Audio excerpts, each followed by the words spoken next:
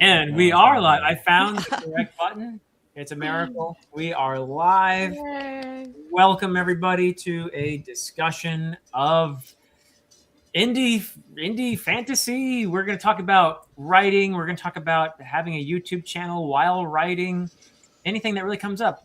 We may talk about Kickstarters, but if people in the chat have questions for us, please feel free to shoot away, and I'll try to get to those. We have a couple lovely people already showing up here. Whoops, there we go.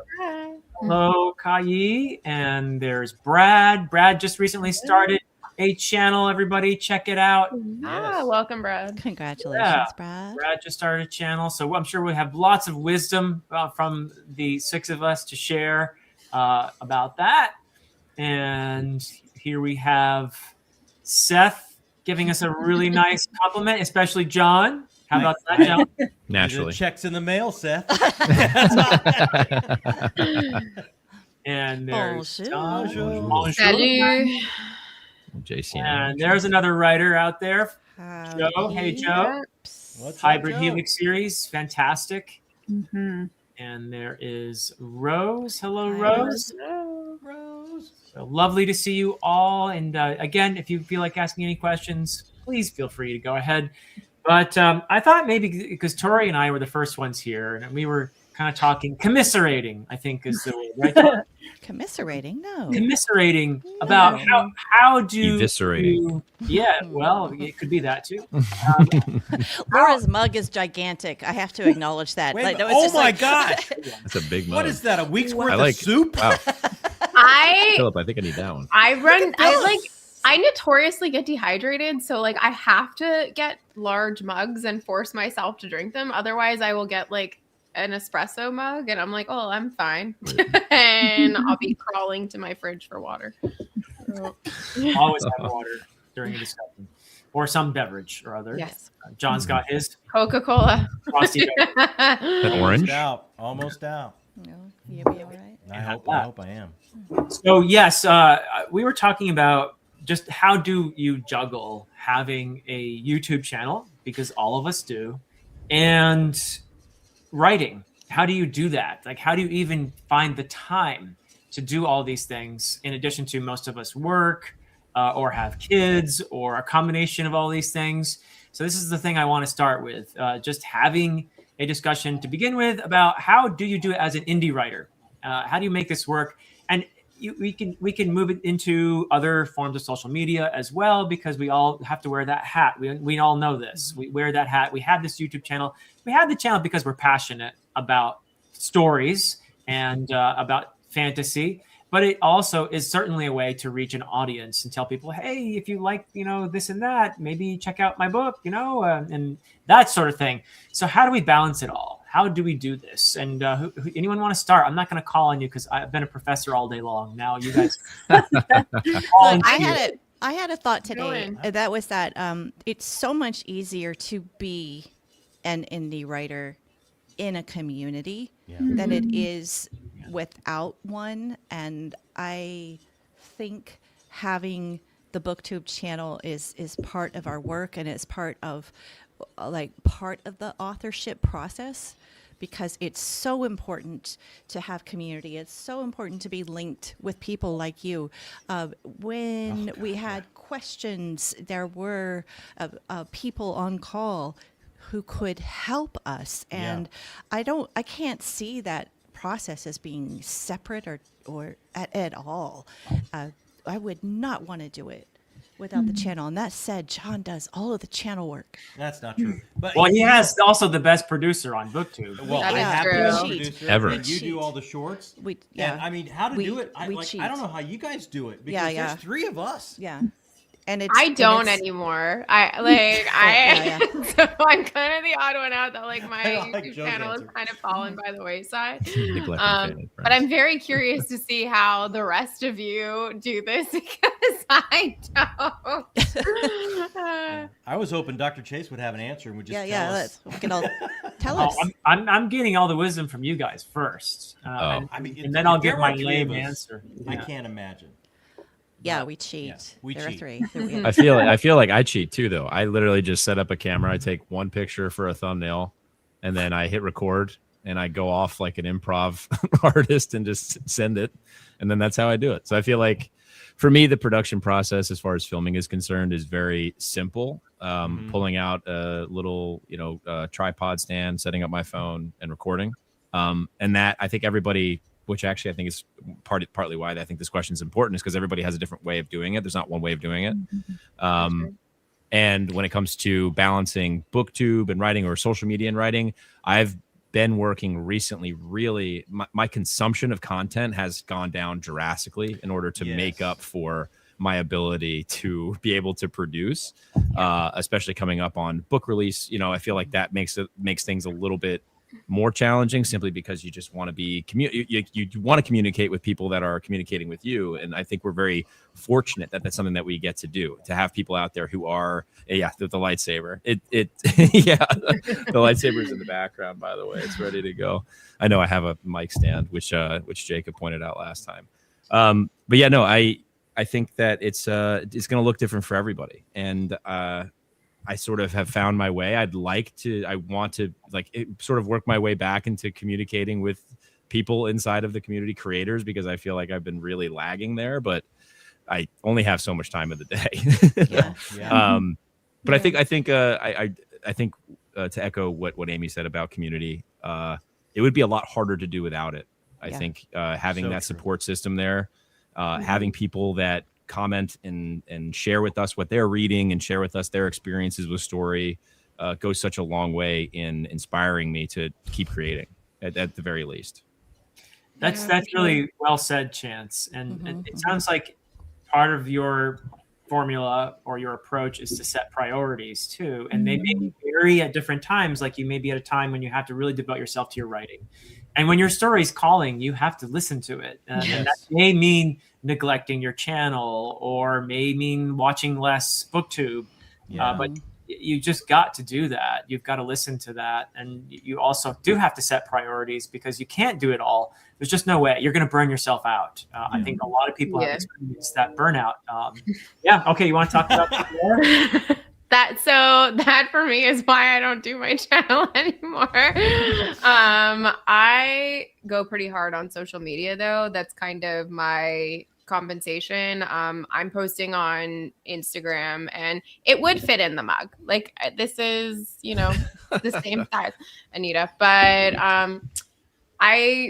I post on Instagram daily. I do trial reels that like people don't see, a few of them a day. I'm posting on multiple TikTok accounts. Like that is Why do you have multiple TikTok accounts? I need to know that. So the TikTok algorithm might favor one account over another. So, and it's interesting in the way that certain accounts favor different things. So some TikTok accounts, to go back and give it a little bit of context, TikTok likes consistency in what you post. It also likes consistency in how often you post. So if you start an account, let's say JAJ Minton for your TikTok, and you go, I'm going to post videos with our faces talking about books in them.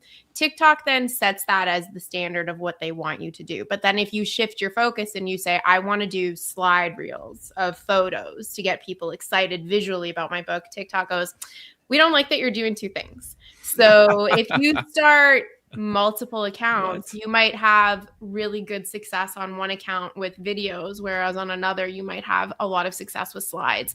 And it's pushing you to different viewership in the algorithm. So it's basically expanding your reach more than you would.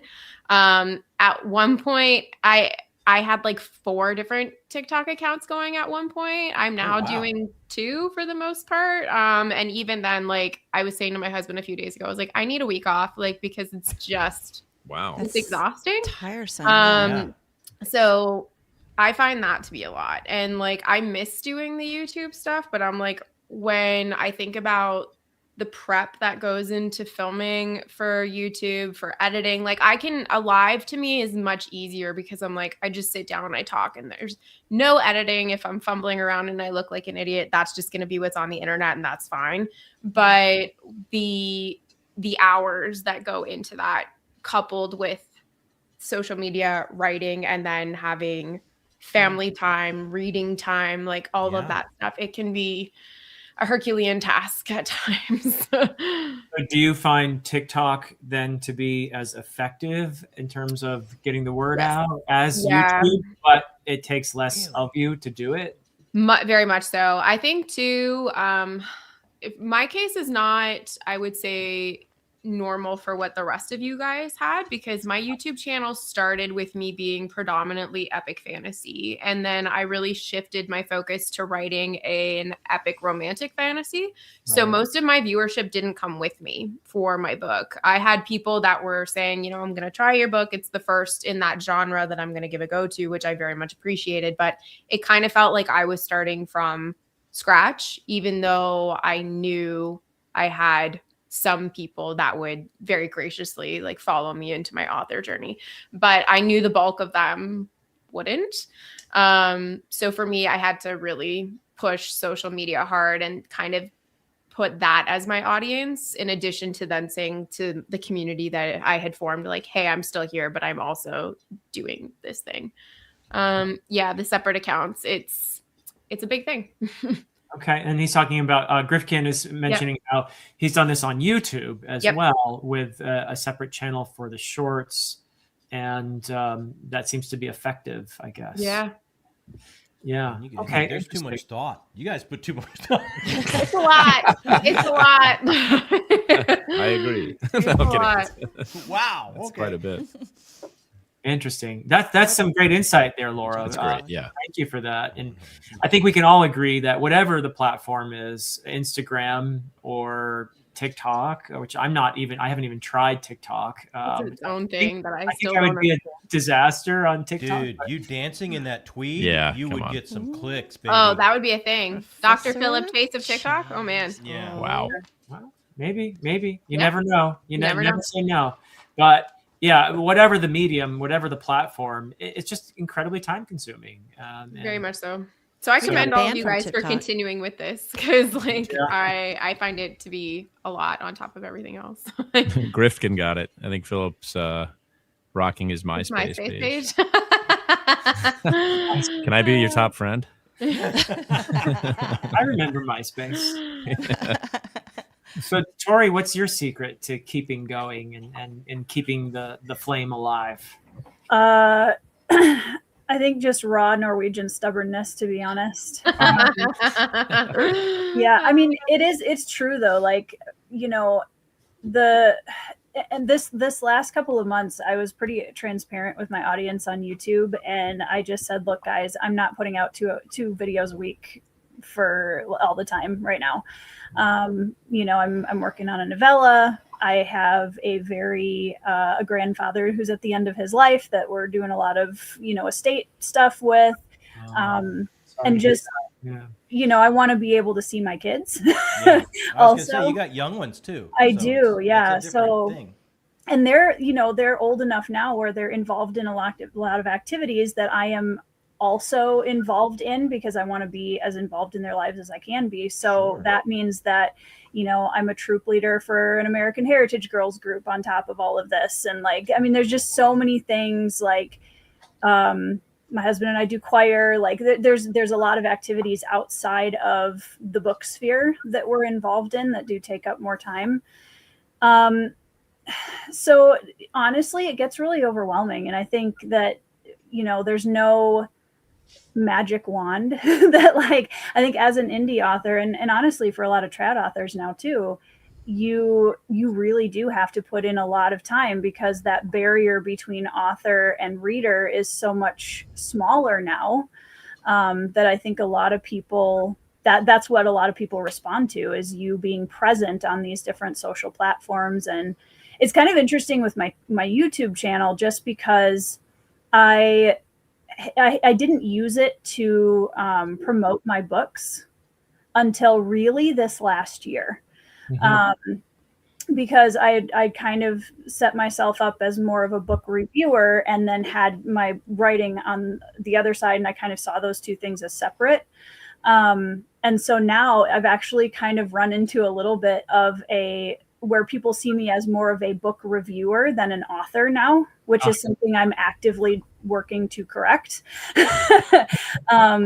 But I mean, it's all trial and error, right? Like I'm learning how to do Instagram now, and that's exhausting. Like I'd rather do 40-minute long form content than shorts for Instagram. I'm learning. It's so hard for me to shorten it down to that much, that short form content. So I'm trying to learn new tricks, but it's like taking a novelist and say to them, "Hey, write a short story." It's the same type of thing, and you're just like, "What?" Yeah. It's a completely different thing. But like, kind of what you were touching on is something that we discussed last year when we did our roundtable with even trad authors being expected to do all of this marketing and have this social media presence. Like it has become even more prevalent since our last conversation. It's just nuts.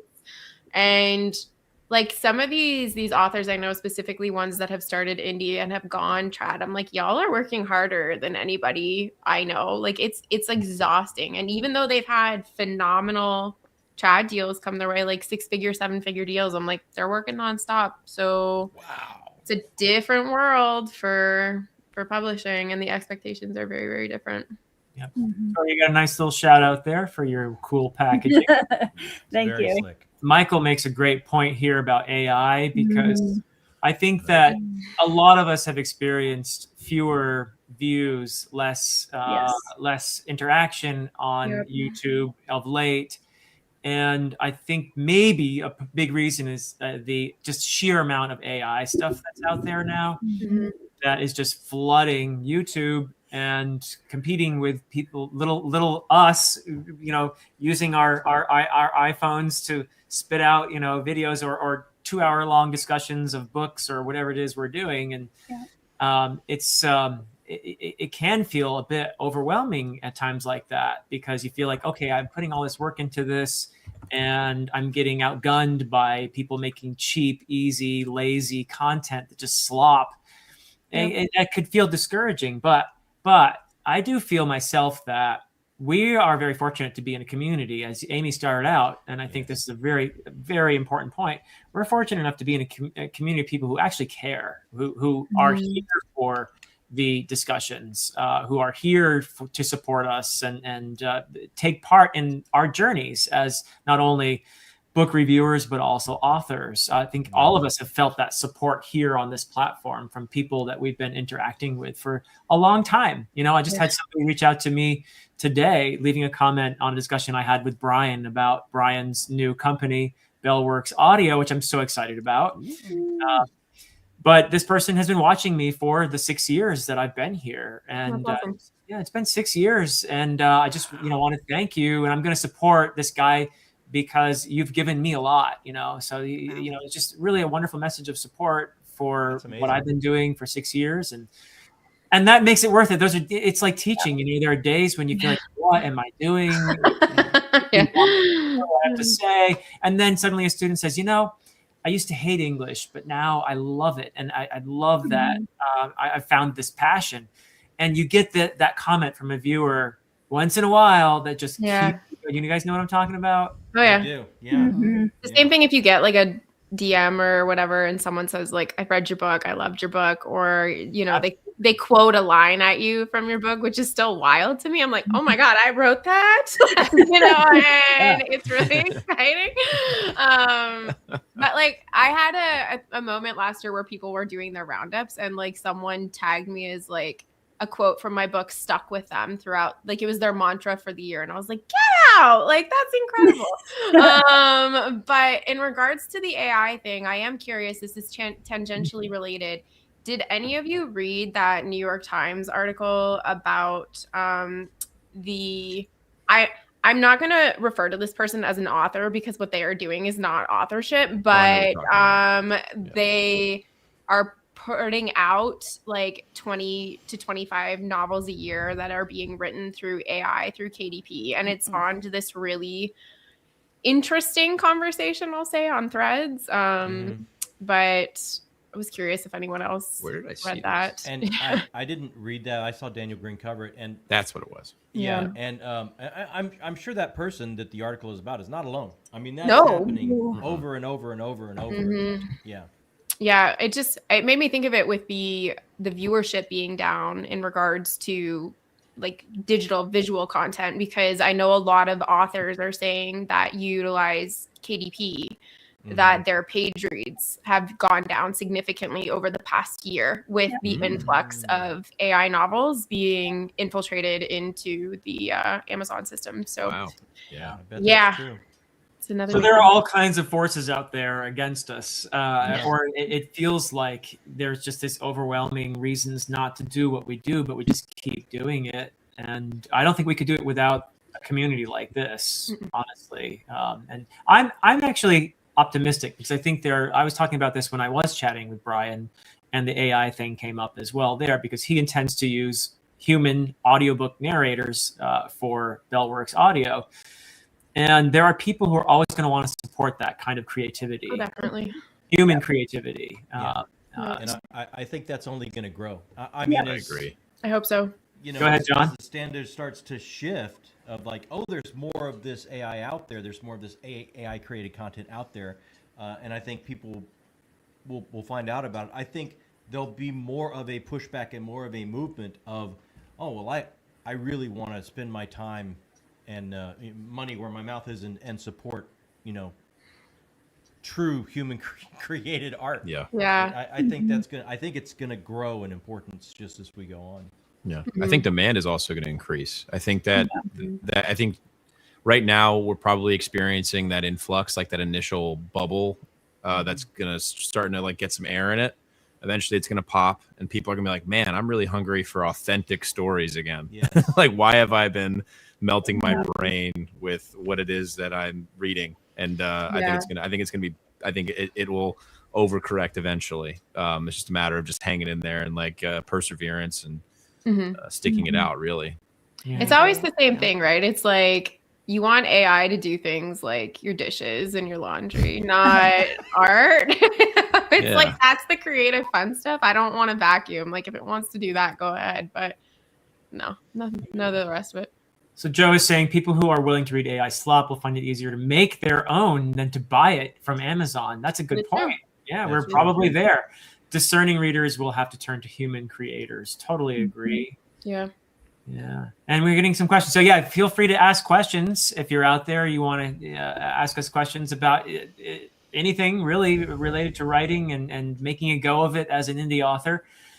Do you think that'll open up other platforms for indie authors? I don't have a Kindle, and being in New Zealand, I struggle to get indie written books without a Kindle here. I'm not sure what that is. Does anyone understand? I think he's or they're referring to. Do you think that'll open up other platforms for indie authors? I think it's a reference to Kindle, like KDP. Yeah, I think Amazon being flooded. Yeah. Will actually when you were saying that, Laura, about the KDP numbers dropping, my first thought was, wow, this is going to open up opportunities for my book to be offered not on Kindle Unlimited, because why would I put it on Kindle Unlimited if that's not a reliable source of income? Why wouldn't I just have it available for something else? Interesting. Yeah, I don't know if it's just me or what, but I've noticed a dip in my page numbers read on Same. Okay. It's been a thing lately. Yeah. My gauge is a fellow friend of mine who published 2 months before I did. And we're kind of in that same regular timeline with each other. So I'm like, you getting a dip today? And we'll kind of check in with each other that way just to see. But it is interesting that certain alternatives are slowly starting to show up, but they're not exactly... it's not all encompassing. I still find that they're very specific. So like one of the examples is for your audiobooks. I can't remember if we talked about this last time, but Amazon being Amazon has a royalty deal specifically for authors that solely have their audiobooks on Audible versus a much lower royalty if your audiobook is wide. And there is a PR company called the Nerd Fam who has just created an audiobook platform where you can keep your books wide and be with them. And they are planning on offering a much higher royalty than Amazon and Audible will. So I think we're slowly going to start seeing a little bit of clapback, but there's not like anything super crazy yet. Yeah, Well, and but I think it's happening. I do think there will be other avenues opening up, kind of just like what Brian's doing. People are going to see, they're going to see a need. Exactly. Yeah. And if we believe in that, we have to support it too. Absolutely. Yeah.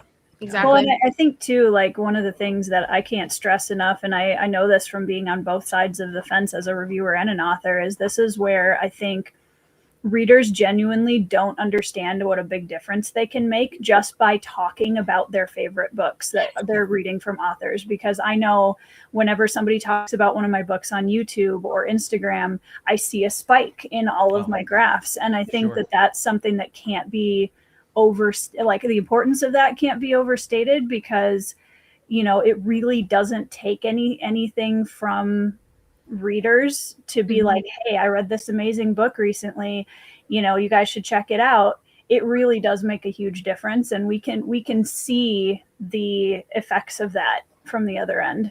Yeah, definitely. One of the things too that I thought was really interesting about that before I published my book is I was looking at doing arcs to send out for readers, and I was thinking, okay, I should cap it at a certain number. And a couple of hybrid authors I spoke to were like, don't cap it. Send out as many as you can get into people's hands, because they are your best word of mouth. And when you're coming at it, like not having published your book yet, you're terrified because you're thinking that's loss of income and loss of sales. But it's not. Like, it is the best thing you can do. Because readers talk. Exactly. It's book clubs. It's book clubs. It's asking your library. It's all of that stuff. It just, it spreads like wildfire, and it's just things that you think are counterintuitive, when in reality, it's exactly as Tori said, just talking about a book. So that's a great start to answering the question here. Is it just me, or is it the hardest part of writing to get someone to read it? And there you go. There's a tip that Laura just gave about getting readers. And in the beginning, you have to give away books to people, especially people who are likely to review it.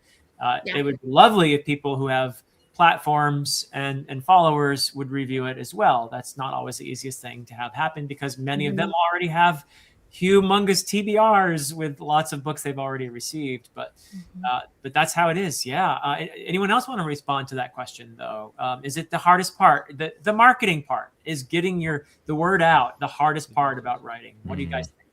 Yes. Sort of. I think that's it's an interesting question, because that sort of comes down to the product, and I'm using the word product very intentionally here, because it's the package that you're providing to a reader, and that can be something like, it could be something as simple as a cover, which I know that's maybe a whole other conversation, but if you're telling a story that you're passionate about and you share that passion, I tend to think that people will be magnetized to that thing. I think that there's something about the story that is being shared from whoever's sharing it that people feel when they're sharing how they feel about the story. I know that that's probably a big word salad, but I don't know. That's just kind of the way I look at it. And then putting the package together, really, like, your ultimate investment, especially as an indie author, to me, isn't ad spend. It isn't. Cover is a part of it, but it's product. It's how much are you investing in the quality of the product that you're putting out. And I hate to sound so sterile about it, but because it's a story, that it means something. But if you do want people to read it, there are those things that we have, those hurdles, those psychological hurdles that you have to overcome that exist. They're real. You can't ignore that they exist, because they do. And if you want people to read your story, you have to put together something that people are going to want to read. Okay. Anyone else want to reply to that? I love, it's like we talk about community. It's like Laura, we were feeling the same way. We hadn't done this. We're putting our first book out, and one of the most amazing things that Dr. Chase told us was, you're not making sales with your first book. You're making readers. So if you got to put a bunch out there to get readers, and that's a mantra we've tried to stick with. By the way, I got Ryan Cahill told me that, so I think Dr. Phil Chase coined it. Finally, he outs himself. Yeah. Well, whenever there was a decision to make, that maybe John would bring something forward and say, so-and-so wants us to speak on their channel. And the question we would always ask was, would we create more readers by doing that? And if the answer is yes, we would do it. And that was really a guiding light in the beginning months of putting the book out. And sometimes it was a decision of like, should we ship this book to the Philippines so that, this person can read it? And we're like, yes, because we're creating. It was like, yes, by we the way, spend that money. And talking about I know you know $50 at least to send a book. Oh yeah. So Yeah. it's like, you got to do it. Doing my taxes now. Like, I'm like, wow. By the way, sorry, go ahead. Sorry, no, it's okay. I was like, that's a everybody lot use of write-offs. pirate ship. Use pirate ship. Yeah. Pirate ship, Yes, that was big. Thank you guys, by the way, for that. Pirate ship is a huge saver for international. You can do it about half price, but they do that conglomerate shipping where you like you ship it to somewhere in the United States and they put it in a big box with everything else going to that country, and then they put it into that country's postal system.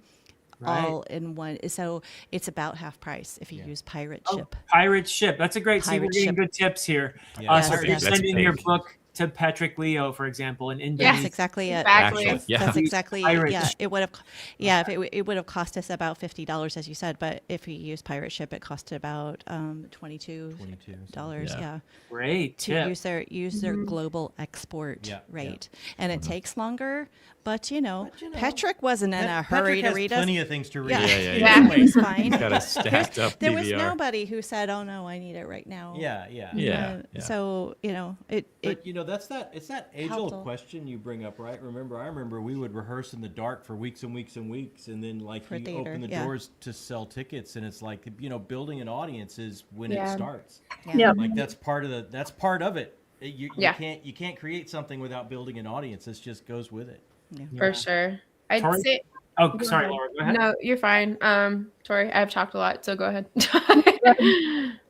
I would say like a couple other small things that are easy to do. I say easy, none of this is easy, but easier to do. Don't reach out to like massive influencers with your book. You go for micro influencers. You go for someone that has like 1,000 to 10,000 followers is generally the sweet spot, especially for a debut author, is something I've learned, because the big guys, they don't care about you yet. Like once you've got multiple books out, or like another big influencer comes across your book, like then you might go on their radar. But another really easy word of mouth is newsletter swaps, which a lot of people don't think of. Just reaching out to fellow authors and saying like, would you mind mentioning my book in your newsletter? I'm happy to mention yours and mine. And that's kind of just easy word of mouth to reach reach viewership that you might not have otherwise, is a really big thing. And if you do have an audiobook or you go an audiobook route, you often get codes depending on which platform you're on.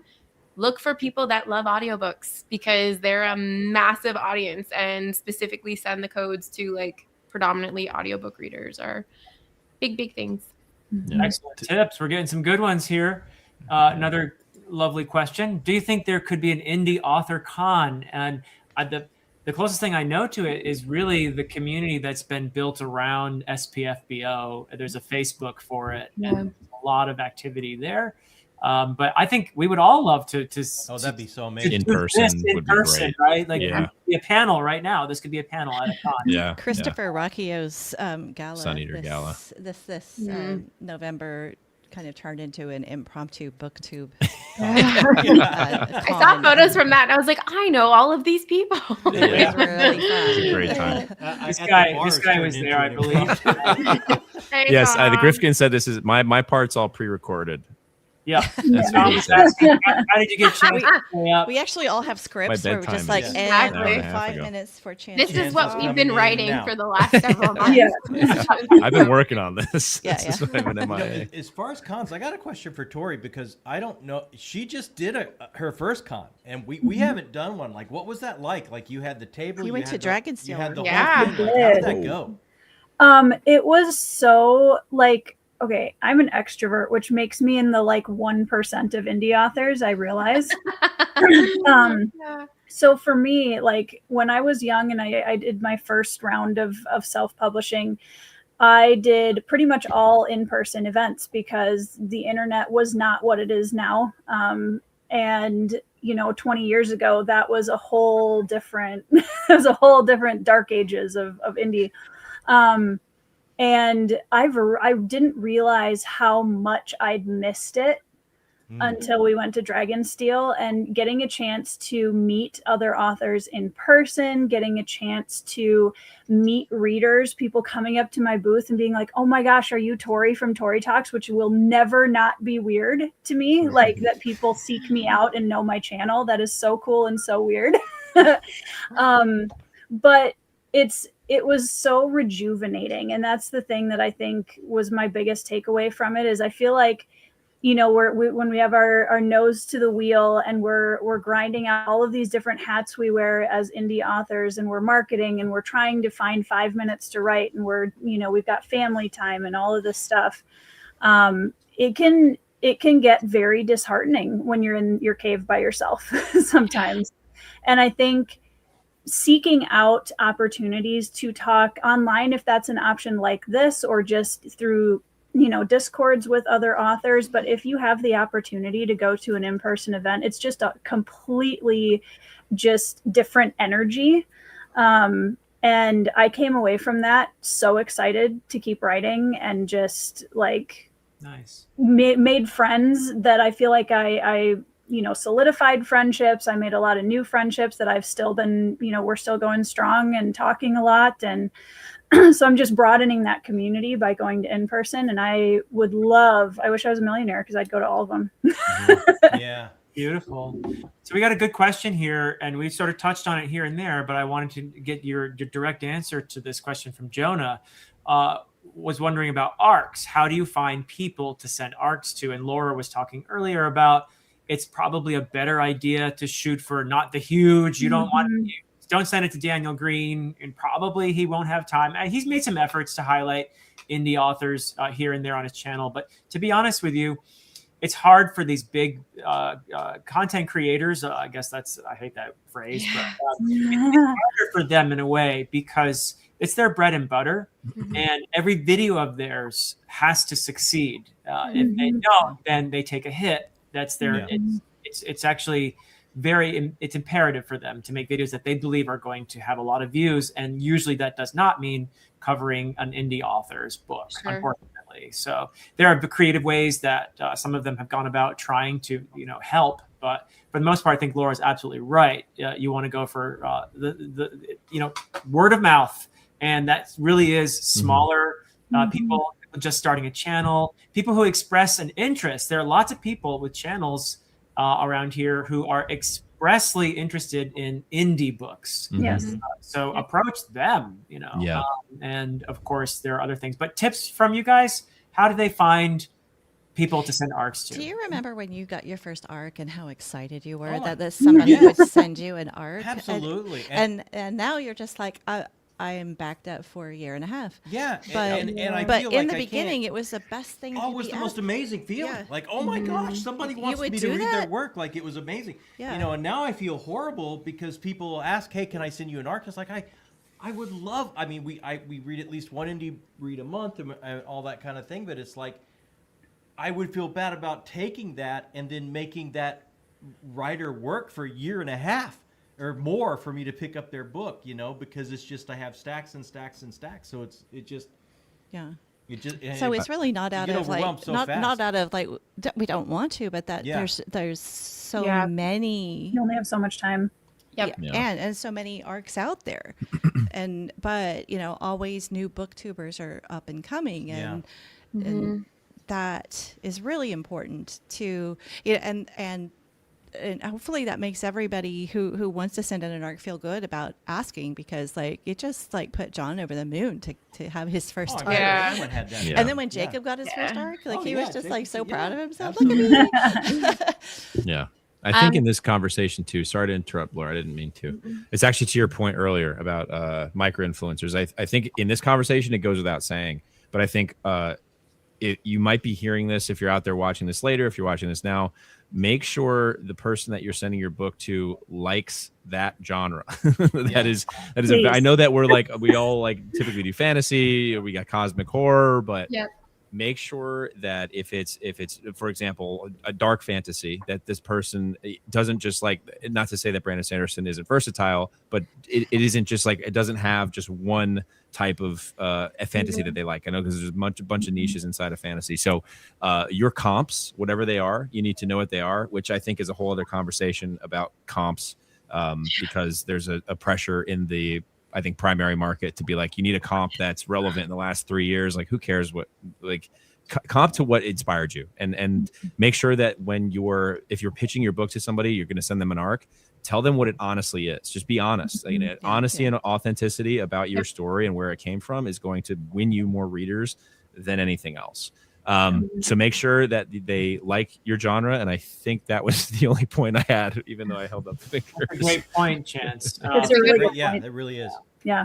Another one may be, I don't know how you guys feel about this, but I think it might be helpful if you're an indie author looking for people to send arcs to not make that your very first communication Yes. with the reviewer, because Yep. it's just, the fact of the matter is, if you're an indie author who's been watching my channel for 3 years and you've left loads of comments on my channel and I've got a relationship with you, I'm much more likely to be like, oh, okay, well, this person's, put some effort into knowing me, and whereas if you just out of the blue, hi, I wrote this book and I think you're gonna love it, and can I send you an arc, and I don't know who you are, that's probably less likely for me to say. Do not use Chat GPT to write. And do not use gosh, ChatGPT. yeah. We can tell. Yeah. That is no. And I think also you can send. It's okay to if to John and Amy's point from earlier about being overloaded with arcs. If you are somebody that be intent on sending the people that you want to send your books to, send them those books as shelf candy. Worst case scenario is it sits on their shelf, and either it's in the background, maybe it's not. Who cares? Yeah. But the point is that it's there staring back at them, and people, maybe one day they're like, Yeah. you know what, that cover catches my attention, and maybe it's a year and a half, maybe it's 6 months, maybe it's never. But that book is going to be in their eyes view at some point. So just keep that in mind too. I'd say two big things. Unfortunately, they're money based, but investing in a cover is like the number one thing that's going to grab ARC readers' attentions. Is know your genre, like we were talking about, and lean into a cover that is gripping for your genre, and start posting on social media like as soon as you start writing the book, because people are invested in authors in addition to their stories. So they kind of want to be part of that process. And then by the time you're getting to arcs and things like that, like people are going to be interested in that. The second monetary option is there are companies that will promote your book and do ARC signups for you. And then if you want, they can vet people. Like when I did ARCs for my first book, I specifically looked on Goodreads and I was like, if your average is below 3, like you're not getting an ARC for my first book. Like I don't want my Goodreads rating to be like a 2.5 when this goes live. And also, like we were saying, make sure that it's the genre that those people are comfortable with, because if you kind of fall into a gray area, like I kind of do, my book is epic fantasy with romance. A lot of romance readers don't like my book because it's not predominantly romance. And a lot of straight epic fantasy readers might read my book and go, whoa, like there's kissing in this book. I don't like it. So, it's really trying to find that middle ground of who you are trying to appeal to and leaning into that space.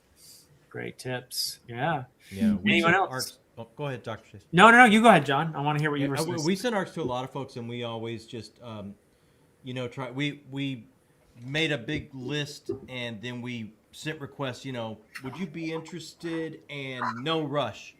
Like we're trying to send this early so you have a big window. But even if you can't make that window, who cares? How early did you send it? We sent them about 6 months early. Yeah, we sent arcs out 6 months before the book came out. Like we weren't finished line editing. We weren't finished editing, and it was like here's a very very early arc. There were some booktubers who actually helped us line edit. And then we had Andrew.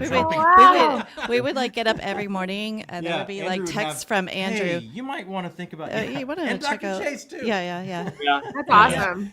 Yeah. So we tried to go way early when we had something that was, and we tried to go, here's a window. We tried to make it big. If you can't, that totally understandable. And then you just put it out there in the world and let it be what it's going to be. Tell them what you tell people when they want to send you an ARC, but you can't get to it. You say you'll. I always say, if you'd like to, because if someone requests this, like I could highlight it in a book haul with a link and everything, but I'm so backed up I can't take a review copy. I've shut down taking review copies because if your budget is such to where you'd rather send that to someone that can get to it way faster, I totally respect and understand that. So I want to give you an option. This is what I could do to highlight it. I'm sorry it's not more. And if you have only so many copies to send out, because let's face it, postage and copies and it all adds up. I did no physical ARCs. I did 2 PR boxes when my book released, but I did no physical ARCs just because I knew from people within my readership community, they were like, you will lose so much money. And I looked at statistics for people and they were like, I sent out 30, 40, 50 boxes and I had like 2 people post views or videos about it. And I was like, that's horrible. Like, that's so awful. Like, I think a lot of the time readers just don't understand the monetary investment that goes into ARCs. And that's why a lot of people have shifted to predominantly doing e-ARCs only.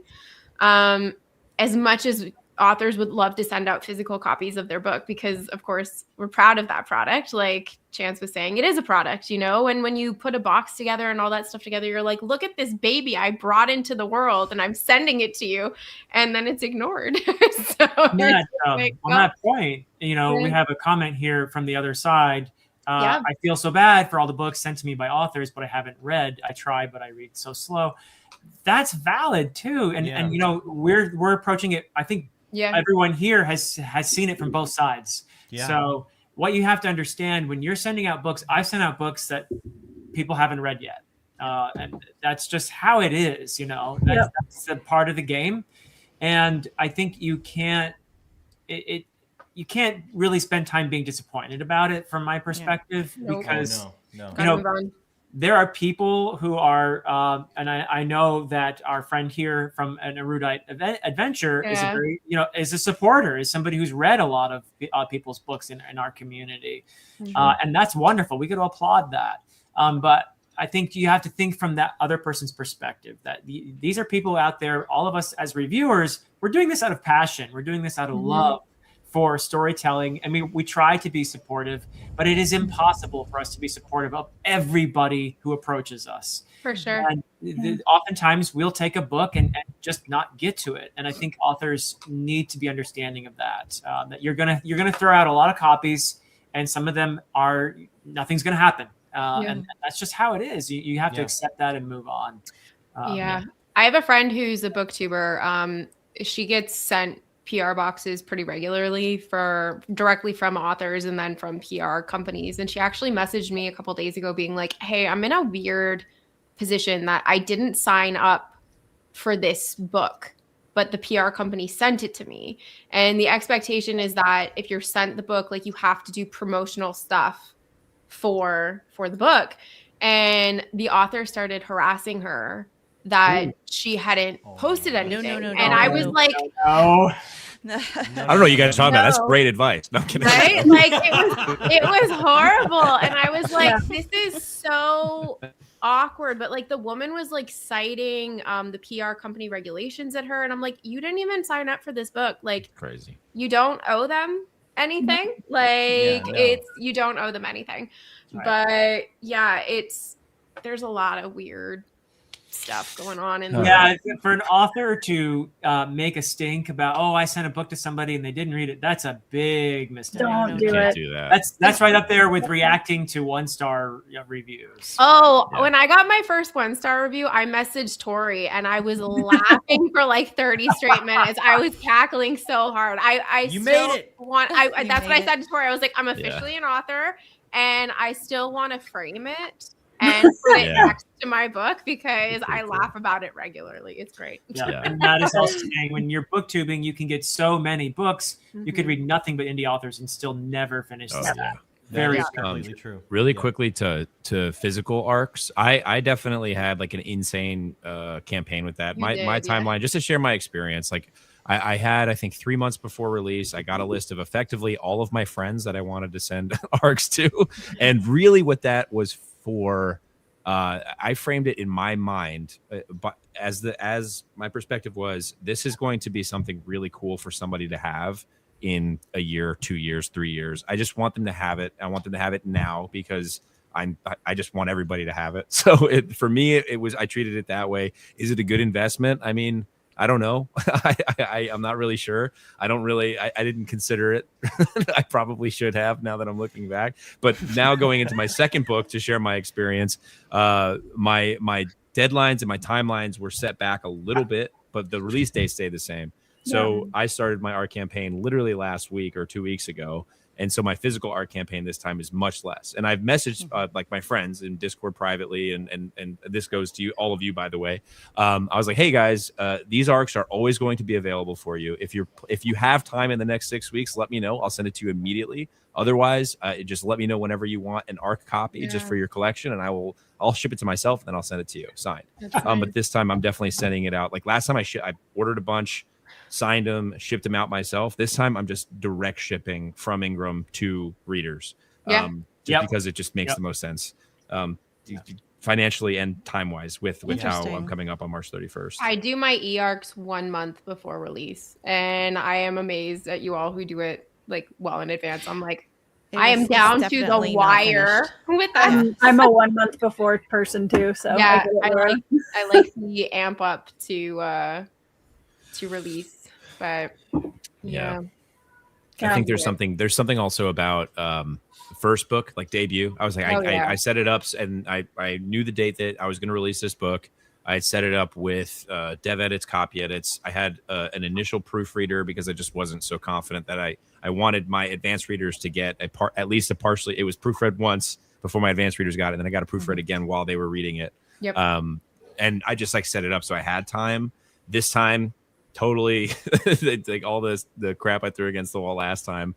I don't think I took any of those lessons and used them. But that's all right. You gotta learn new things. You gotta try new things. I'll learn from all of this in the future. Speaking of that, though, it's so interesting because now everyone here has written a book one, right? And like writing a second book is a whole different thing, and the marketing for it is completely different. Like if it's part of a series too, it's just like a whole different strategy and approach, and that has been the new learning experience for me over the last year. I'm like, because you never stop marketing book one. Like you really want to market book two, but you have to keep marketing book one because that's where they come into the series. So yeah, it's a weird curve. And you're doing well, by the way. This is something I didn't know going into it, but if you're selling somewhere between 30 and 50% of the numbers you sold for book one, you're doing really well. So don't expect your book two normally to do as well as your book one. That's something you got to learn. Chances like great. Yeah, chances. Like, wait, what? I was expecting 150%. Yeah. See Tom Orange. I gotta get his cover he made for Mercy inside of an edition of Mercy eventually. That's gonna happen. Is that the hand drawn one that he held? Beautifully hand drawn. He did one at Discovery too, which was like, oh, I want that on my fridge so bad. We sent it to our cover artist. We sent that to our cover artist. Yeah, we want you to know. We want you to know what just happened on BookTube, and he was like, "Oh my!"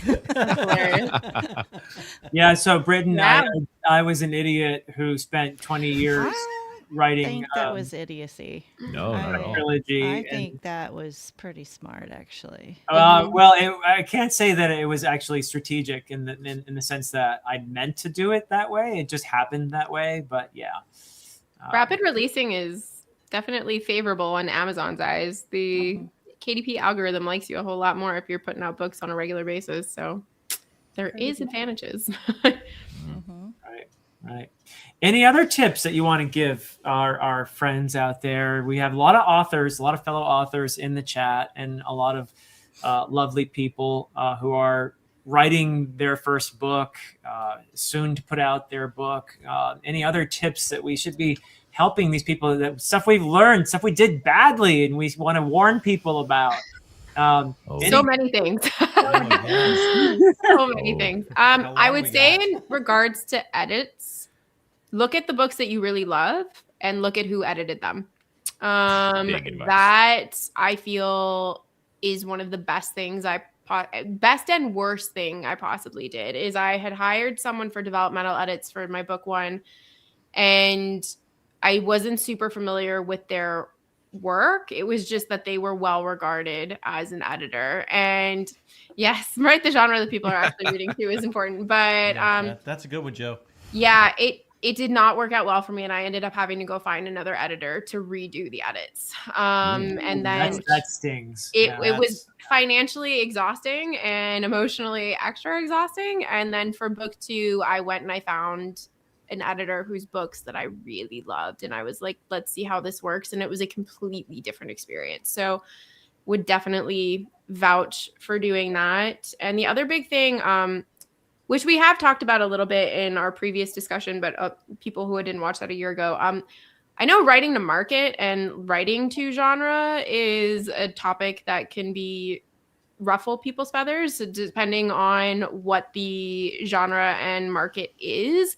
I would say that because publishing is in such a weird position right now, it is ever changing, that you can write to market if you want to, but write the book you want to write. Like, you really need to write the book you want to write. And I say this as someone who is in, like I said, a bit of a gray area, but a friend of mine published a full series and this past year wrote a standalone that is over 200,000 words. And most standalones in that genre would be deemed excessive at like 110,000 words. Ooh. That book has been the bestseller of her entire writing career. It's gone viral. She's like 16th in the Kindle store right now. It got her an agent. Do the book that is calling to you. Like, that's never know. the number one. Never know. By the time, and by the time you finish that book, and for what's hot right now, like everything could change, and it probably will. So you might as well do what you're passionate about. Exactly, because you never know what's going to happen.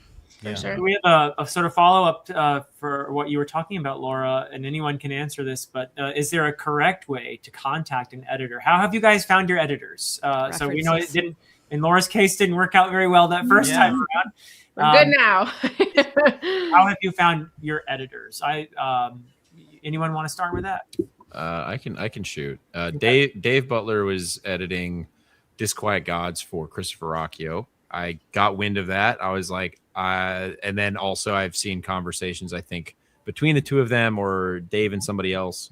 And I found his website, which I actually don't know if it's available anymore. But you can usually find, just search if an editor, like Laura was saying, of your favorite stories, and see. Usually it's advertised that they freelance. I don't think that there's like non-compete clauses that they have that they can't freelance. I don't think that. I think they're allowed to do that.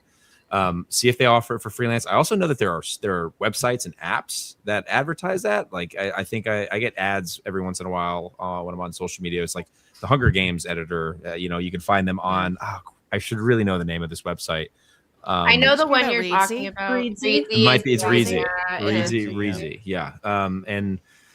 But yeah, I found him, shot him an email because there's a contact form on his website, and for me that was just, I got fortunate, got lucky that was easy in that process. But I had actually emailed him in the very beginnings of my querying process. So I had queried like 8 or 10 agents. I was like, hey, give me 8 months.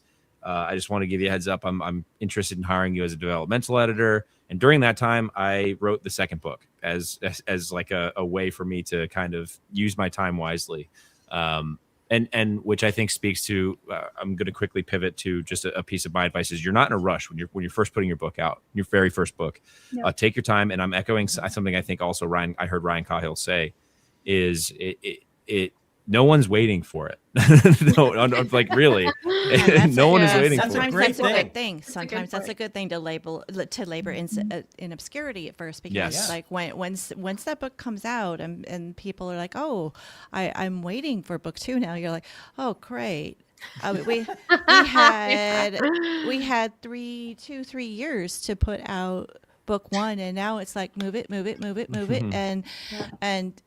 don't let that algorithm go. Don't let that your audience get tired of not hearing from you. All of that is like enjoy the silence. And it can be liberating. It can be liberating. Yeah. Yes.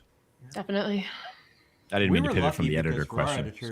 No worries. And how about Amy and John? I know you had an editor that someone that was you went to school with her. Right? Yeah. Oh, nice. Right as we were looking for an editor, she announced that she was going to go freelance, and I had known her work as a writer, and I was in a workshop with her, so I knew the kinds of things that she said about my work were the kinds of things that I wanted to reach for, which was mainly like, you could be a little weirder here. And I'm like, oh yeah, come on now.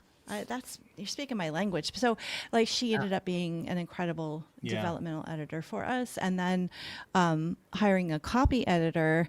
I grew up with her. It was John's sister. Yeah. So we panicked at the last minute, and so we really need to get another set of eyeballs on this. And Shauna was amazing to do that. She fit us in her schedule. She's a very, very, very busy woman and has never edited a book like this. Yeah. So we were all learning together. For a long time. Yeah, worked as a book like this. So yeah. She didn't want to do it, but we kind of twisted her arm. But so lucky for somebody who was, if I had to look for an editor, I would definitely look for references. Yes. And I mean, we would have asked for references, and we did that for our cover as well. We asked people for references, and I believe Chance, you ended up going with Stuart, right? And he was one of ours. Yeah, we were close. We were close. That was a close number 2 for us. Okay. But we found ours on Reedsy. Reedsy, Reedsy is a website that gives you lots of contacts in terms of editors, cover illustrators, map makers, all kinds of things. Reedsy is great. Now, sometimes you can reach out on Reedsy and they won't send you a bid back. You could have like an expired page, or people get busy, life happens, they're not checking their account. Just keep moving, but definitely get those references, because editors are always looking for work too, until they're not. But there's always good ones. There's always good ones out there. You just have to ask around. Yeah. Great tips. How about you, Tori? Have you worked with multiple editors over? Because you've written a lot of books. Yeah. Well, I mean, when I was 14, my mom was my editor, so we've, I've worked with the full, gamut. So I worked with an editor who had been a small publishing company editor for Phase, and then she went freelance, and someone I went to school with, and she did a great job. She did a phenomenal job, but we just ended up not being a good fit once I was going into Bloodstones.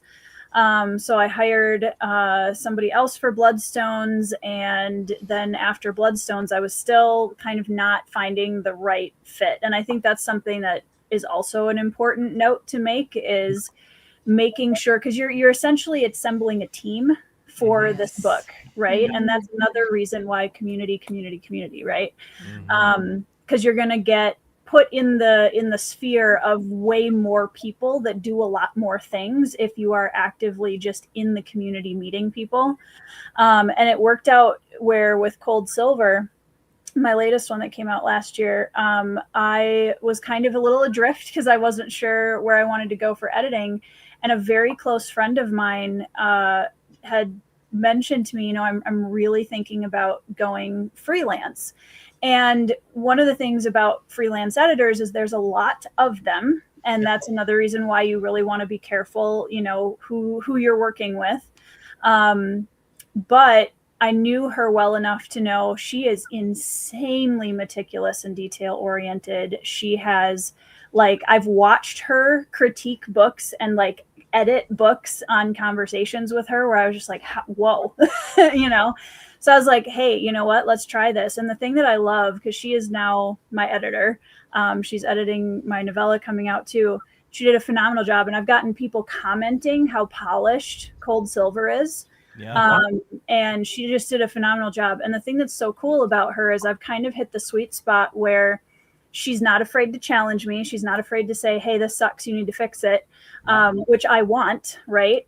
And also she has she loves the story and she loves, you know, these characters. And so there's this beautiful kind of mixture of very objective critique, and also she knows me well enough as a writer where it doesn't ever feel like she's trying to rewrite the story I'm telling.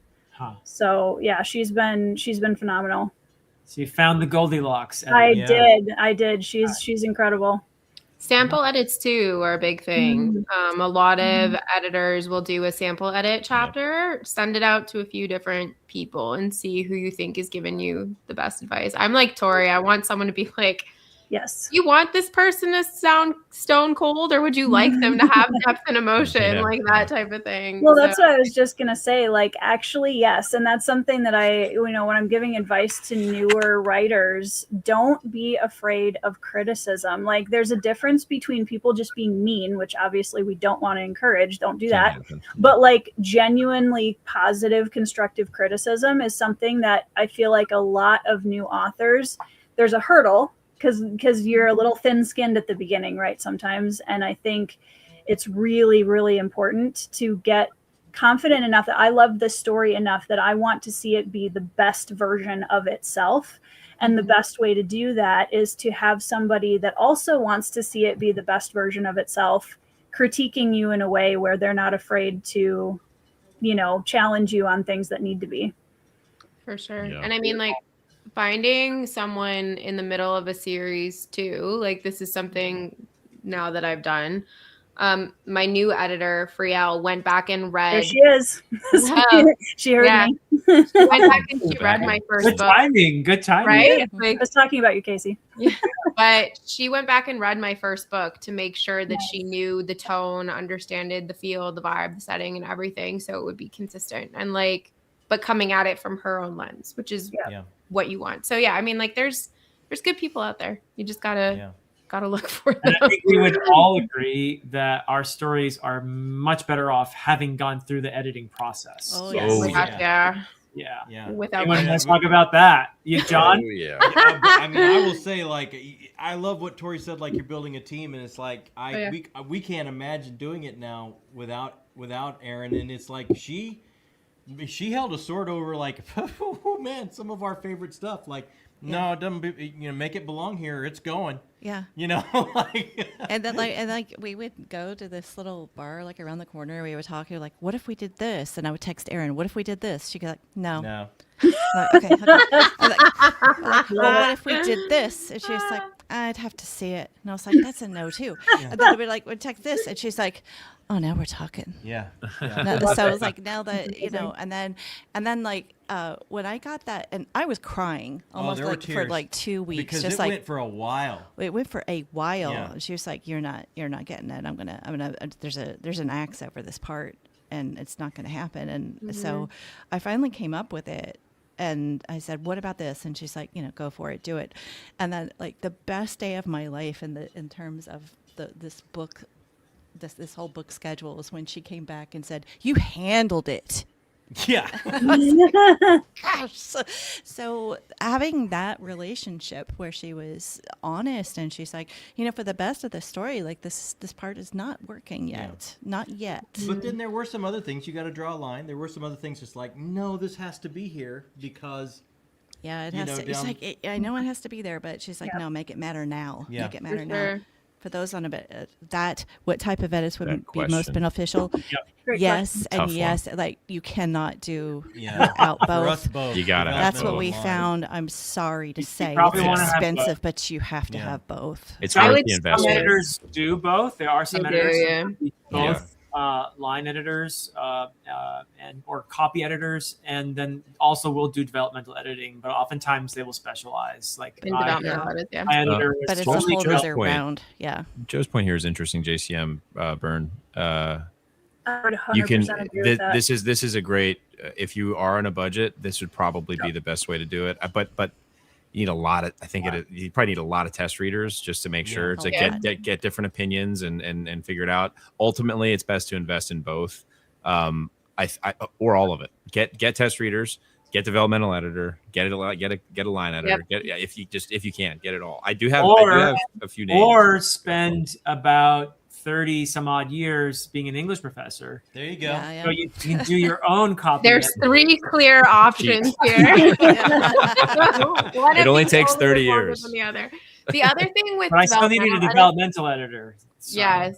The thing with developmental edits too that I think people get hung up on is trying to perfect their manuscript before it goes for developmental edits. Like you don't do that. Like write the manuscript, maybe go over it once, send it off, because before you get too married to where things need to be, what specifics need to be, that's when developmental edits, I think, are the most beneficial, because then you can really set the tone for when you're going through edits and making sure it's as it needs to be.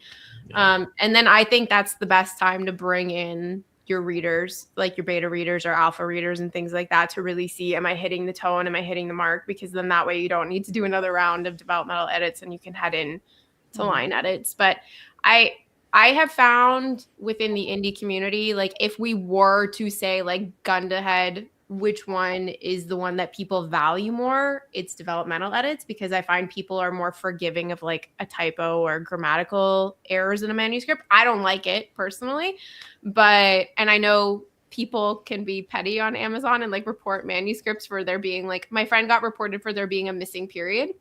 And she had to take down her manuscript and re-upload it and all kinds of stuff like that. But yeah, I would agree with what everyone else has said. They are both fundamentally important. So to answer the question, for someone who doesn't know much about the editing process, what's the difference between developmental and line?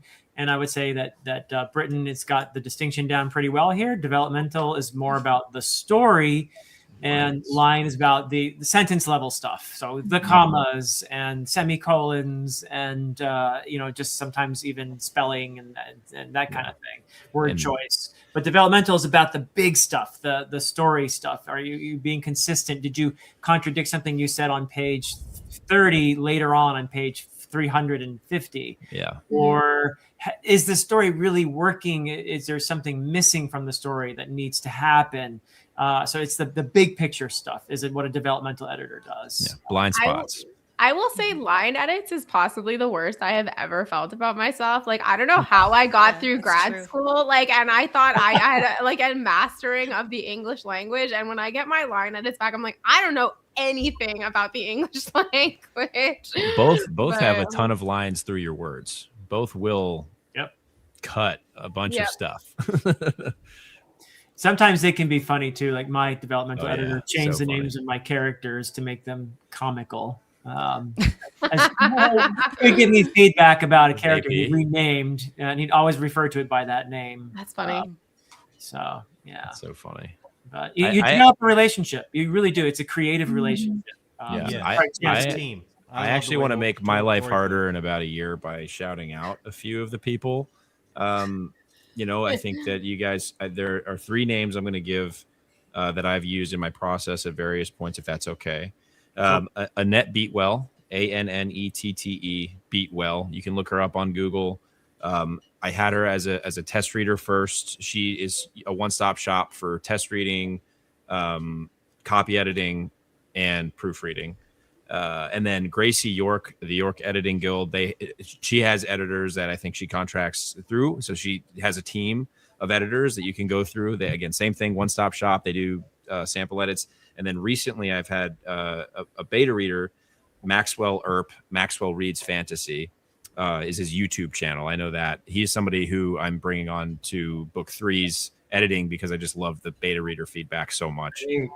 So he would be an excellent, I think he's an excellent up and coming developmental editor. The way he gives feedback is very constructive and I don't know. I felt like so great having him a part of like this beta process. So yeah, I just wanted to give those people those people their due. I do also recommend Dave Butler. I just don't know what his schedule's like.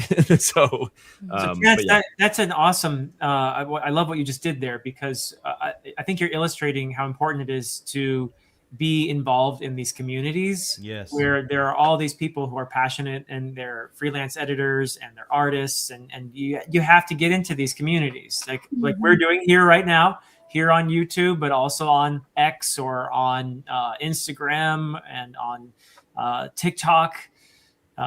Tweet is going to invade TikTok someday. It's gonna happen. It's gonna But happen. you know what I mean? I mean, you have to get involved in the communities, and that means you have to be supportive of a lot of other people in order for you to then turn around and say, okay, it's my turn, and come and support me. And don't be shy about that either. Yeah. Right? Yeah. To kind of follow up on what Chan said, my first book is dedicated to Esme, who most Esme. people in this community know. She's yeah. amazing. She Love was Esme. my alpha reader. She was the first reader I had. She read every single chapter as I wrote the book. Well, and let's she's say who incredible. Esme is, in case Yeah. you don't know. She's the is she a writer or is she an editor?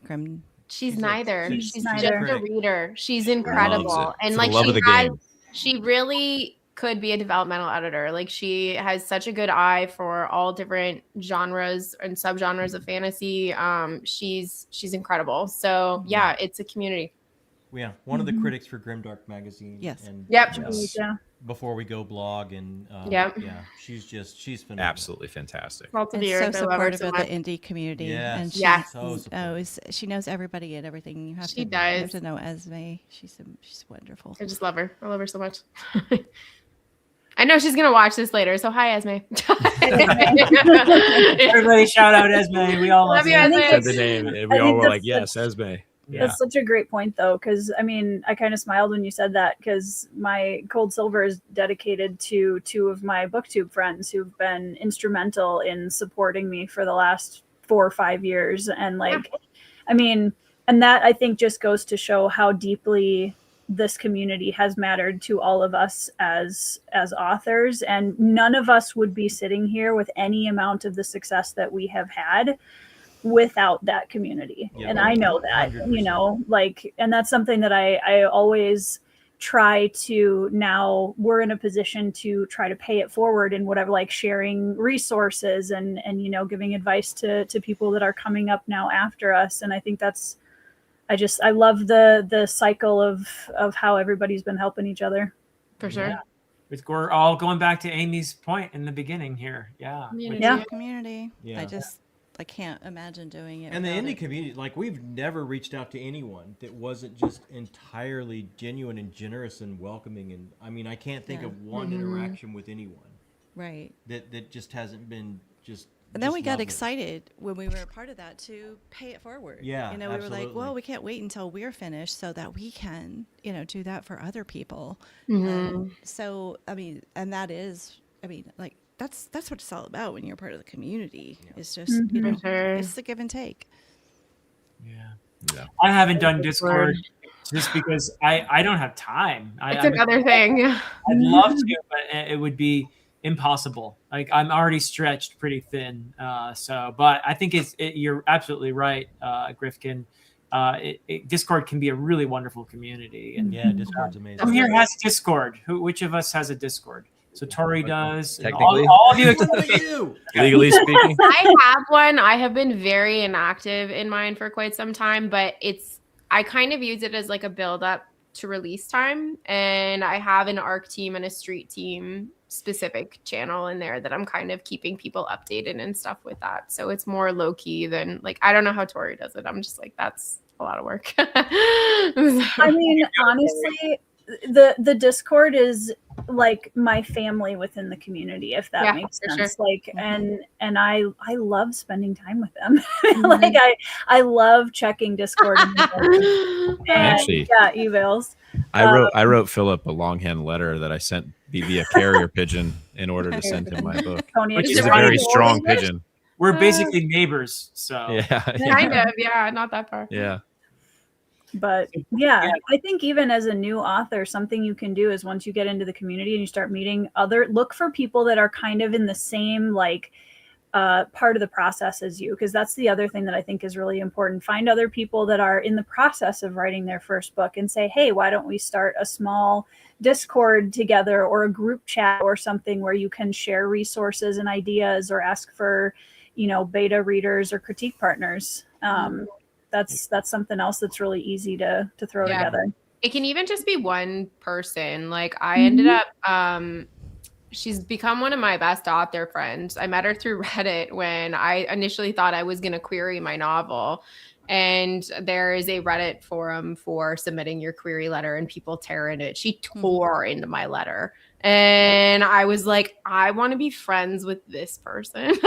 And sent her a message and was like, would you beta read my book? Wow. Because that's the type of person I really wanted. And she was in the process and we said, go for it. And we swapped manuscripts and it ended up becoming a really great thing. She's the one that I was saying earlier. We message each other when we're noticing a dip in KDP reads and stuff like that. But like, it's really nice just to even have like one or two people that kind of get where you're coming from specifically. Absolutely. So slight switch of topic here, but I think audiobooks, that is definitely an area where indie authors can struggle because of the expense. Yes. They are very expensive. I have 2 out, and the third in the Dan trilogy will be out any day now. So cool. Narrated by the incredible Alan Walker. But it's expensive. It's a huge investment. And it is certainly the part of this whole journey where it's going to take the longest to get your money back, is the audiobooks for sure. John and Amy, you guys have an audiobook out now. I haven't listened to it yet, only because I'm waiting until shortly before book 2 is out. I cannot wait to listen to this audiobook. It's narrated by 7 talented voice actors. It's amazing. Love that. Yeah. You had a slightly different story there. You were helped out by our good friend Brian to some degree in that process. Yeah. But does he want to address the audiobook thing? Because we knew ours would be expensive because we had potentially 7 narrators, and so we're like, well, we could get the theater gang back together and have everybody read, and we had an international cast. Like we actually don't know anybody from Ghana, so we were like, how are we going to do this? And when we spoke to Brian Bell about our issue, he said, why don't you contact Podium Entertainment? And our contract with Podium, and it ended up working out, is a partnership, really. So we take a percentage of the profit, but they have access to all of the narrators that we would need. And a woman from Nigeria narrated the part from Ghana, and access to people we would never have in a million years have access to. And so all of the production expense was theirs, and we did most of the marketing and they did some of the marketing. And then we released that, and that ended up being the right thing to do for us. Yeah, we could have we could have got the theater gang together and who can do this accent, who can do that. Wouldn't have been anywhere near as good. No. And it would have taken so much time from writing book 2. Yeah. It was like, oh my, I just, this is going to. That was a big consideration. Yeah. So we went with Podium, and it's like, we have been thrilled that what they put out, 7 extremely talented voice actors, 1 for each POV in the book. Like Amy says, international cast, and it's been great. It's on Audible now, and we were just completely blown away with the process of working with them. Yeah. I'm gonna have, when we finish in a little bit here, I'm gonna have everybody shout out their books and everything and say where people can get them. But as far as the audiobooks go, because that's what you were asking about, I believe, you would find Discovery certainly on Audible or Amazon. Same thing with my books, The Way of Adan, The Prophet of Adan, are both available as audiobooks through Audible and or Amazon. Laura, you have an audiobook? I do, yeah. I went a slightly different way with mine in that I controlled the whole process and I retain ownership for my audiobook. I am also in the minority that I am going to earn back my audiobook relatively fast. Cool. Which... Cool. has been a bit surprising because that was not something I anticipated. But my approach was kind of like John and Amy. I went into it knowing that I was going to be spending a good amount of money because I specifically went for a duet narration, which is that all of the male lines are spoken by a male narrator, all of the female lines are female narration, and it is interwoven. And that costs more. It costs more, and they did unique voices for each of the characters in my book. I also went and I looked at graphic audio and what was selling the best, and I reached out to narrators from graphic audio because I knew that they were coming with an audience. That has worked out for me. Not necessarily the universal case, but the audiobook process is very interesting in that there are ways that you can secure an audiobook deal. You can do it yourself. There's hybrid options between authors and narrators, which is specifically done through ACX, which is Amazon's program, where the narrators take a percentage. And learning contracts for audiobooks is very confusing for someone that is not contract minded at all. And I will say the process I disliked the most of publishing my book was the production of the audiobook, because I found listening to the audiobook and like making sure that there were no errors and all of that stuff was horrible for someone that has ADHD. Like I needed to move, and having to stare at my computer and do that was very, very hard. But it's a good process, and I love having one. So, hey, Brian. Speak of the devil. Look at this. We were Look just who's talking here. about it. Only 90 minutes. Speak of the devil. It is Brian, and we did talk about Bellworks earlier, and now we're on the topic of audiobooks again. So everybody, check out you. Yes, indeed, Brian, you got Beowulfed. This guy's going to be putting out some wonderful audiobooks. So make sure you check out Brian's channel. Check out the audiobooks. And Brian's the one who got the deal for John and Amy and Jacob for Discovery. Bellworks is going to be a great Brian's thing. doing that for himself. Yeah, now Brian's doing it for himself. Yeah. Tori also has an excellent audiobook for to ask. So I'm going to kind of run on both ends of the spectrum a little bit. So I had a really good friend of mine who's also an indie author, Andrew DeMeredith. He is a really excellent audiobook narrator, and he did The Bloodstones for me, that one.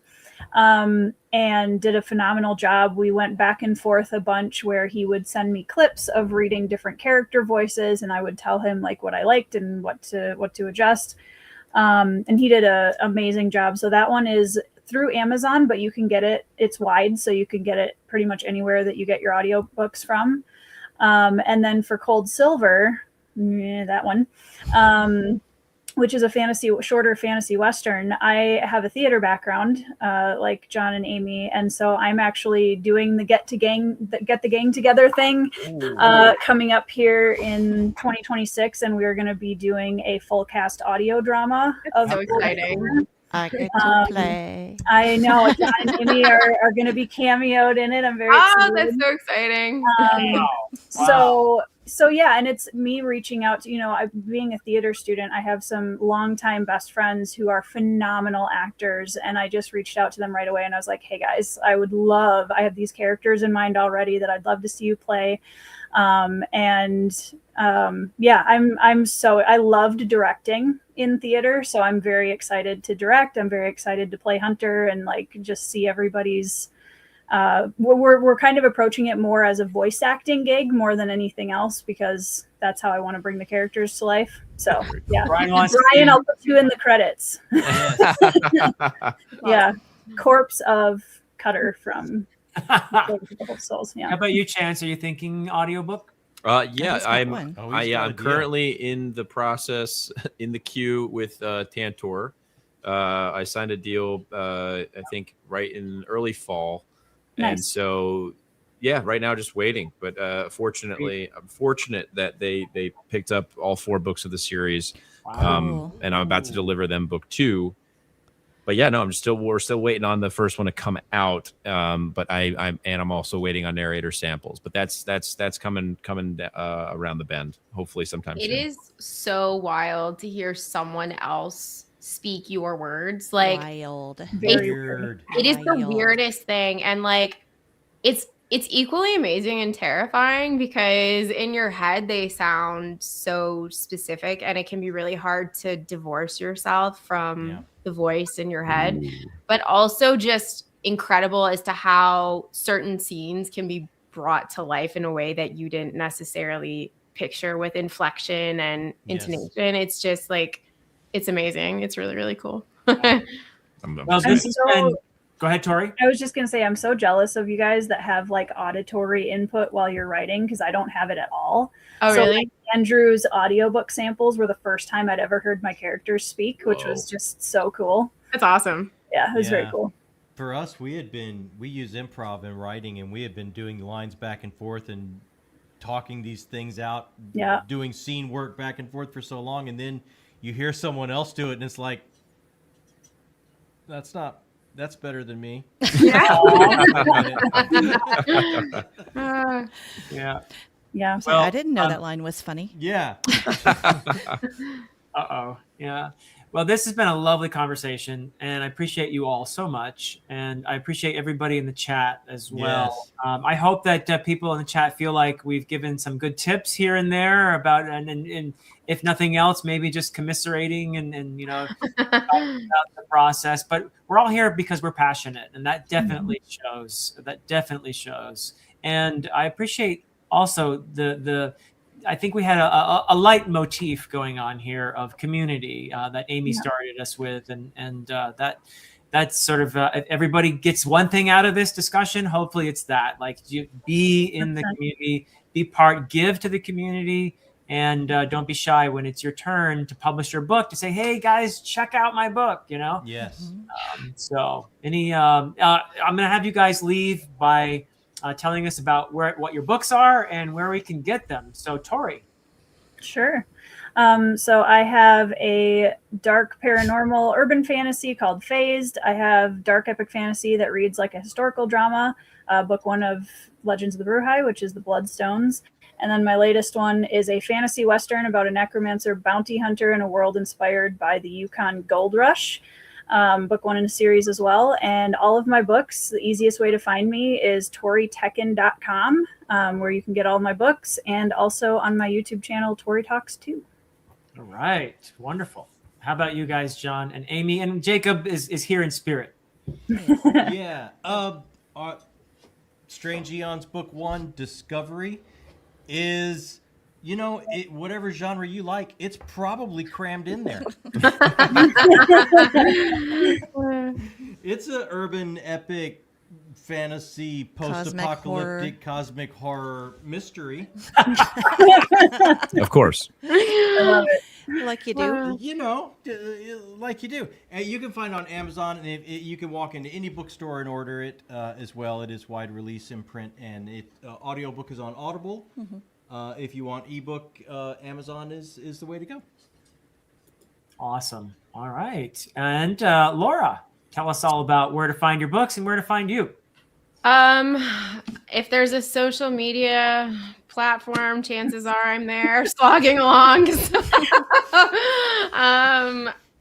Laura Blake author somewhere.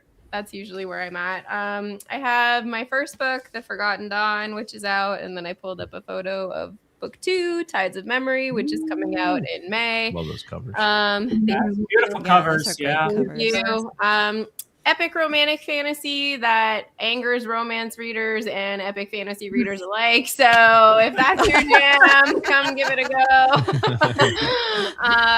Yeah, that's kind of my thing. I'm in the midst of writing book 3, a secret project that goes with it, and then a completely different series because mentally I wanted a break. Good for you. Yeah. Good for you, Laura. Thanks. Wow. All right. And how about you, Chance? Tell us everything. Everything. Well, actually, I just want to really quickly say, Dr. Philip Chase, The Best of Fantasy, has a whole video on YouTube that guided me drastically during my process. So I recommend you find that video. I was looking for it before. I couldn't find it just because I was like scrambling as we're having this hours. I didn't want to like be rude. But it is out there. You can go find it. It helped me a ton. My series is Mercy. That's book 2 in the back there. over my pillow. This is Tears of the Fall on the very first Mercy. book. Mercy. Yeah. Well, yeah. It's a ritual now. We do this every year. And this one was, what if Aragorn lost everything at the end of the war for the One Ring? And what if Sam had to kill Frodo in order to save Middle Earth? Dude. And that Mercy. was that's my pitch. Mercy. With that in there. But yeah, no, it's dark fantasy, heavily inspired by Elden Ring, all like cinematic influences from growing up for me, Star Wars, Lord of the Rings, you name it, all the classics I loved growing up, which speaks to what I was saying earlier about your comp titles. Just find what you love, and I love that stuff. So I wrote something that was sort of in that vein, if that makes any sense. But yeah, and you can find me at chancedillonauthor.com. Awesome. Got a newsletter. And what about our tweed enshrouded There we go. host? There we go. I have. Wait, hold on. You're on my bar cart, by the way. We're Dr. Philip Chase. commingling. Oh. Uh-oh. I'm trying to find the paperback now. I just moved. I know mine's over there. I can't reach it. You're on this cart right here. We Oh, got I you. have it up. No, up. Ta-da! There we go. There it is. Way of Adan, book 1 of the Adan trilogy, followed by The Prophet of Adan and Return to Adan, and also a little standalone sequel called Wild Darkness Gathers. It's epic fantasy, and I mean, a bit of inspiration from the old school classical kind of fantasy mixed in with I suppose some modern gore and violence and that kind of thing. So Does not shy away. All the good stuff. Yeah, actually, yes. but it's all about transcendence. It's all about transcendence. Yes. Mm-hmm. Loads of action and all that fun stuff. So yeah, thank you all. This was lovely, and It was so nice to see everybody again. Yeah, It's well, really a year good. later, what a Yeah. reflection. we're you gonna know? have to do this again. Let's do it again, guys. Yeah, I know. And, For sure. We'll get together again, but once Let's go again, to Chance's house. Yeah. Yeah. I've seen the view. You guys will we not all fit want to here. go to Chance's. You guys will I'll not fit squeeze in here. there, Chance. New York I mean, you guys are Everyone's welcome. cramming. You guys are definitely welcome. I just really want to don't know use how the much room we'll lightsaber have. mic. Actually, Yeah, there it is up there. We'll have to fight Finally. about I that. I have fled to Canada now, so if anyone wants to come to the Great White North, you all are welcome. Yeah, come up there, too. Maybe. We love Canada. yeah, we love Canada. All right, everybody, thank you so much, and I guess until next time. Ryan. Look at this. You got to throw that up. Throw Oh, it okay. up. Hot tub. Come to the hot tub. We will all fit in Rick's hot tub, no doubt. Good night, everybody. Good night. Love Night. you. Bye, everybody. Thanks, everyone.